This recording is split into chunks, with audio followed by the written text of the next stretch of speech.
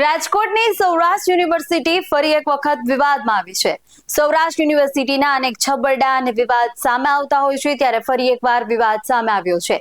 University દ્વારા છાત્રોને પરીક્ષા આપવા છતાં પણ ગેરહાજર દર્શાવવામાં આવ્યા છે। શું છે સમગ્ર વિવાદ, તેના પર નજર કરીએ। નમસ્કાર, BS9 TV ન્યૂઝ સાથે હું છું આપની સાથે જાસ્મીન। રાજકોટની સૌરાષ્ટ્ર યુનિવર્સિટી દ્વારા ચાલુ વર્ષે લેવાયેલી વિવિધ વિષયોની પરીક્ષા આપનાર છાત્રોને પરીક્ષા આપવા છતાં પણ ગેરહાજર દર્શાવવામાં આવ્યા છે। સૌરાષ્ટ્ર યુનિવર્સિટી દ્વારા લેવામાં આવેલી પરીક્ષાને લઈ NSUI દ્વારા મીડિયા સામે આવી સવાલ ઉઠાવવામાં આવ્યા છે। પરીક્ષા આપનાર અને કાગળ ઉપર ગેરહાજર રહેનાર છાત્રો પણ સામે લાવ્યા। હોલ ટિકિટમાં સુપરવાઇઝરની સહી હોવાનું પણ સામે આવી રહ્યું છે અને અનેક છાત્રો આ બેદરકારીને લઈ ભોગ બન્યા છે। પરીક્ષા વિભાગ વારંવાર છબરડા હોવાના NSUI દ્વારા આરોપો પણ લાગ્યા છે। યુનિવર્સિટીની બેદરકારી છતાં અનેક છાત્રોના પરિણામો લટકી ગયા છે। તો આ અંગે શું કહી રહ્યા છે વિદ્યાર્થી અભિષેક ચાવડા, તે જોઈએ। મારું નામ ચાવડા અભિષેક છે। હું BCom નો વિદ્યાર્થી છું। જેમાં મેં એક્ઝામ દીધેલી તેમાં હાજર હોવા છતાં મને ગેરહાજર ઠરાવેલ છે અને તેના પુરાવા મારી પાસે છે। આમાં હાજર હોવા છતાં સુપરવાઇઝરની સહી છે, પણ છતાં પણ મને ગેરહાજર ઠરાવવામાં આવેલ છે। હા, મેં યુનિવર્સિટીમાં 15 દિવસ પહેલા રજૂઆત કરી હતી, અરજી સાથે લેટર લખીને આપ્યું હતો અને એ લોકોએ એમ કીધું કે તમને સુધારણા કરી દેવામાં આવશે, પણ જવાબ નથી દીધો હજી। મારે એક્ઝામ ગઈ અને ચોથા મહિનામાં એક્ઝામ હતી, તે પછી પરિણામ હમણાં મારે 6 તારીખે આવ્યું હતું, પણ એ પછી મેં તરત અરજી કરેલી, પણ એનો કોઈ જવાબ જ નથી મળ્યો મને એક સબ્જેક્ટમાં ગેરહાજર કરેલ છે, જેમાં મને હજી પરિણામ નથી મળ્યું। ગેરહાજર કરેલ છે તમારે? આવું ઘણા વિદ્યાર્થીઓ સાથે થયું છે, પણ નામ દીધેલા છે, પણ ટૂંકમાં કહેતા નથી, કોઈ દીવે છે કહેતા। યુનિવર્સિટી દ્વારા કહેવામાં આવ્યું હતું કે તમને પરિણામ જલ્દીથી જલ્દી સુધારી દેવામાં આવશે, પણ તેનો રિસ્પોન્સ જ કોઈ નથી દેતા।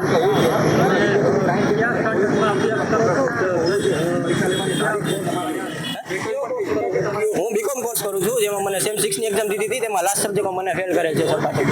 વિદ્યાર્થીઓ દ્વારા પરીક્ષા આપવા છતાં પણ ગેરહાજર જાહેર કરવામાં આવતા તેમના ભવિષ્ય પર સવાલો ઉભા થયા છે। રીએસેસમેન્ટ કરવા છતાં કોઈ નક્કર પરિણામ પણ આવ્યું નથી।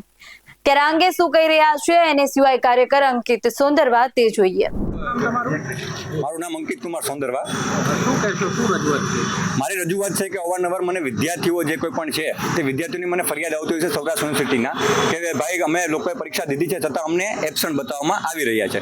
આ મુદ્દો લઈ અને અમે લોકોએ વિદ્યાર્થીએ સાથે રાખી અને ઘણી વખત ઘણી જગ્યાએ રજૂઆત સૌરાષ્ટ્ર VC સુધી રજૂઆત કરી ચૂક્યા છે, પણ આજ દિન સુધી તેનું કોઈ નિવારણ આવ્યું નથી। ઘણા બધા એક બેન એવા છે કે જે બેન પોતે અમરેલીથી બિલોંગ કરે છે, જે બેન અને તે એક્સટર્નલમાં MA કરે છે, તેમને 2024 એક્ઝામ આપી છે અને એબસન્ટ બતાવવામાં આવે છે, પણ આજ દિન સુધી તેમનું રિઝલ્ટ સુધર્યું નથી। ઘણા બધા વિદ્યાર્થીઓની ઘણી બધી 6 મહિના 7 મહિના જેવી નાની મોટી ભૂલો, ઘણી બધી ભૂલોમાં તેમના રિઝલ્ટ સુધારવામાં આવતા નથી। આ માંગણી જ્યારે અમે યુનિવર્સિટીમાં કરીએ છીએ ત્યારે તે લોકોને અમારી સામેથી જવાબ એવો મળે છે કે નાનકડી એવી ભૂલ છે।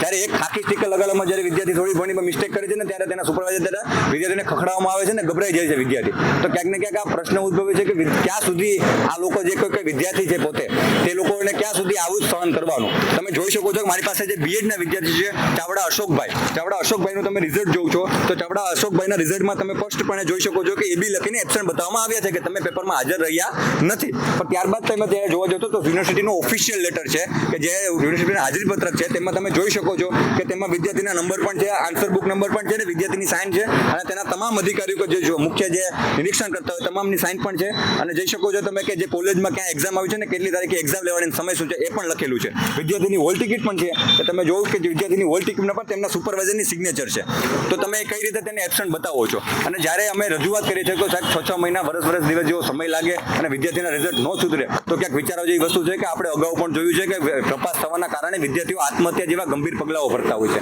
ઘણા બધા વિદ્યાર્થીઓ કહી શકાય કે નાસીપાસ થઈ જતા હોય છે, અને ઘણી બધી જગ્યાએ વિદ્યાર્થીઓને છાત્રાલયમાં એડમિશન લેવું હોય તો તેમાં પણ તેને મુશ્કેલી પડતી હોય છે। ઘણી બધી જગ્યાએ વિદ્યાર્થીઓને તમને ખબર છે કે આગળના અભ્યાસ માટે ક્યાંય જવું હોય તો તેમાં પણ તેને મુશ્કેલી પડતી હોય છે। તો ક્યાંક ને ક્યાંક વિચારવા જેવી વસ્તુ છે। નાનકડી ભૂલ જે યુનિવર્સિટી કહેવામાં આવે છે, નાનકડી ભૂલ નથી, જે કોઈ પણ આમાં કહી શકાય કે જેની પર ભૂલ છે તેના ઉપર યોગ્ય કાર્યવાહી કરી, એક્શન લઈ અને VC સાહેબે તાત્કાલિક ધોરણે તેમને હોદ્દા પરથી દૂર કરી અને આ વિદ્યાર્થી છે તેને અઠવાડિયાની અંદરમાં પાસ કરી અને વિદ્યાર્થીઓ જેથી કરીને જીકાસના ફોર્મ બંધ થાય તેની પહેલા એડમિશન લઈ શકે। તો વિદ્યાર્થીઓ અને NSUI દ્વારા અનેક વખત આ બાબતે રજૂઆત કરવા છતાં પણ યુનિવર્સિટી દ્વારા કોઈ નક્કર પગલાં લેવામાં આવ્યા નથી, જેને લઈને NSUI સાથે વિદ્યાર્થીઓમાં રોષ જોવા મળી રહ્યો છે।